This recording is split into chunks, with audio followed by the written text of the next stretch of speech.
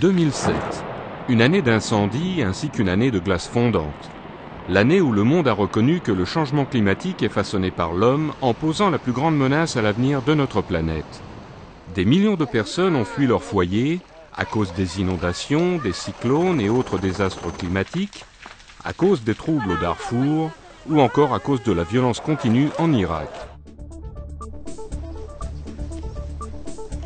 Bonjour, bienvenue à la première édition de ONU Reportage de l'année 2008. Je m'appelle Tina Salama. Je vous présente la nouvelle formule de ce magazine consacré aujourd'hui à une rétrospective des actions onusiennes de l'année 2007.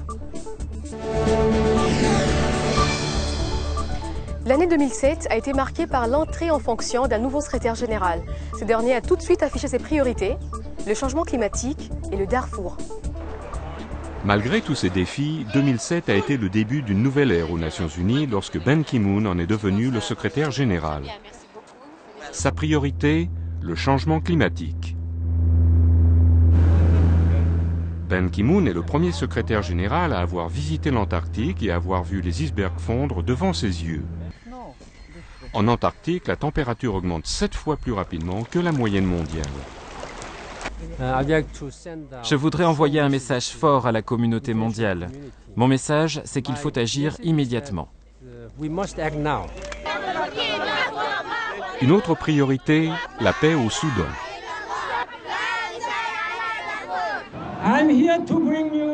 Je suis ici pour vous donner un message d'espoir, de paix et de sécurité, et de l'eau. Le Darfour est l'une des plus grandes urgences humanitaires de notre époque. 2 millions de personnes sont déplacées et 4 millions ont besoin d'aide alimentaire dans un conflit continu entre les rebelles et le gouvernement soudanais. Un conflit exacerbé par la sécheresse et une extrême pénurie d'eau. En juillet, le Conseil de sécurité a accepté d'établir le champ d'opération le plus grand et le plus complexe que l'ONU ait jamais entrepris. Une mission hybride de l'ONU et de l'Union africaine qui inclut 26 000 gardiens de la paix et une police civile. Je veux construire la fondation d'une paix durable et de sécurité. Mon but, c'est de retenir les progrès que nous avons déjà faits. Afin de construire une paix durable, l'ONU œuvre aussi pour apporter une solution politique au conflit. Les groupes rebelles se sont réunis à Juba pour définir une position unie en anticipant les pourparlers de paix avec le gouvernement. Le processus de paix pour le Darfour a continué en Libye avec la participation du gouvernement soudanais, des représentants des mouvements rebelles et de la société civile avec l'aide des médiateurs de l'ONU et de l'Union africaine. Les dirigeants de la médiation ont aussi rencontré les rebelles qui ne pouvaient se rendre au pourparlers de paix afin de les encourager à faire partie du processus. L'année 2007 a été pour les Nations Unies une année d'intenses efforts dans le maintien de la paix dans le monde. 100 000 casques bleus, 17 missions, les chiffres se passent de tout commentaire. 2007 a été une année record pour les efforts de maintien de la paix de l'ONU. Plus de 100 000 soldats et policiers ont servi dans 17 missions. Près de 100 hommes et femmes ont même fait le sacrifice ultime pour la paix.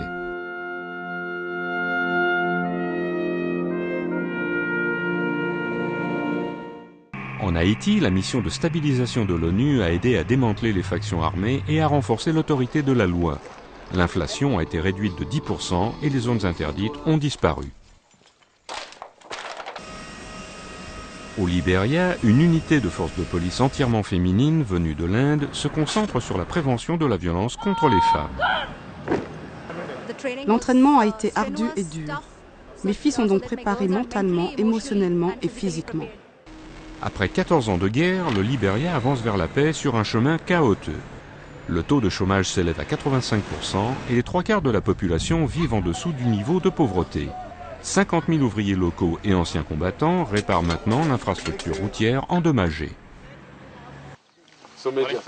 Au Congo, la MONUC, la mission des Nations Unies en République du Congo, a entraîné l'armée nationale dans le but de leur inculquer les notions de professionnalisme et de reconnaissance des droits de l'homme.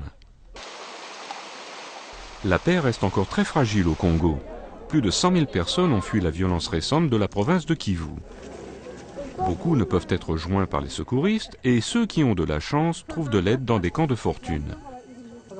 Même une famille de gorilles de montagne, une espèce menacée de disparition, s'est retrouvée entre deux feux et a été tuée.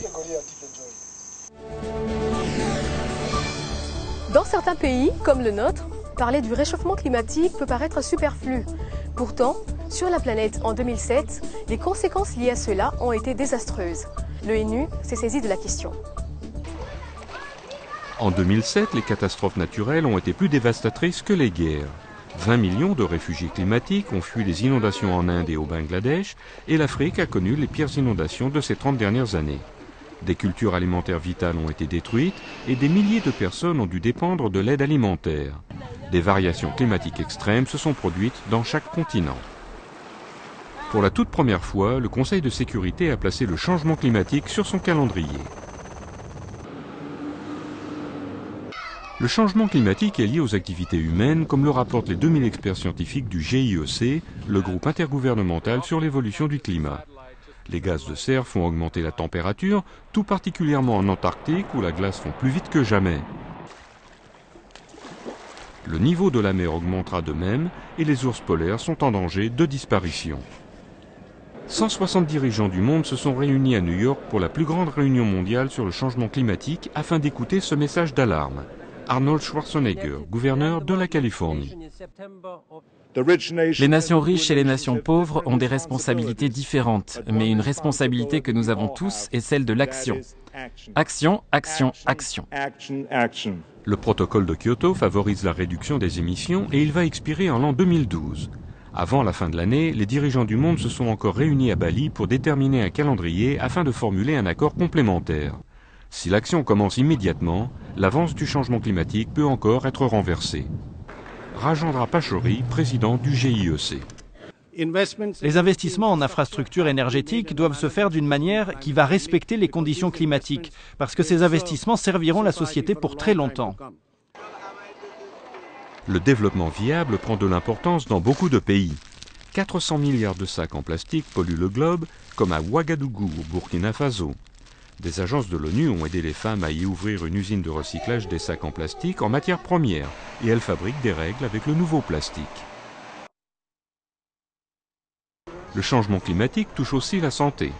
En Sierra Leone, les moustiques sont partout et le paludisme se propage encore plus que d'habitude.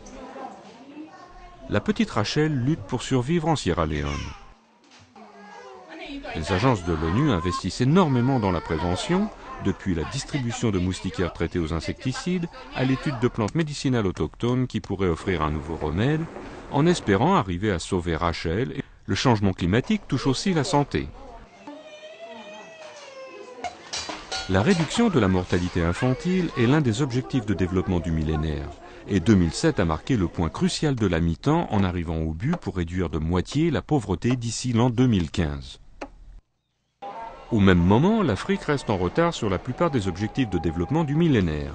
Certains pays africains rattrapent leur retard avec des taux de croissance économique qui montent à 5% ou plus. Les téléphones portables sont devenus moins chers, ce qui aide les gens à communiquer et à faire des affaires. La recharge des batteries de téléphone est aussi devenue plus facile. Grâce à de nouveaux projets, 250 millions d'Africains ont pu avoir l'électricité.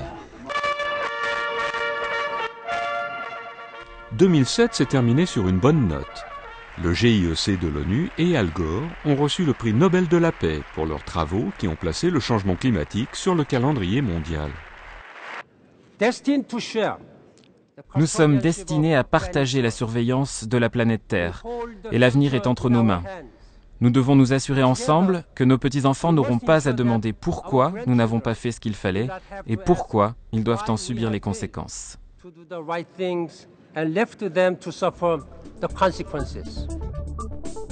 Ainsi s'achève ONU Reportage. Merci de votre attention. Au prochain numéro.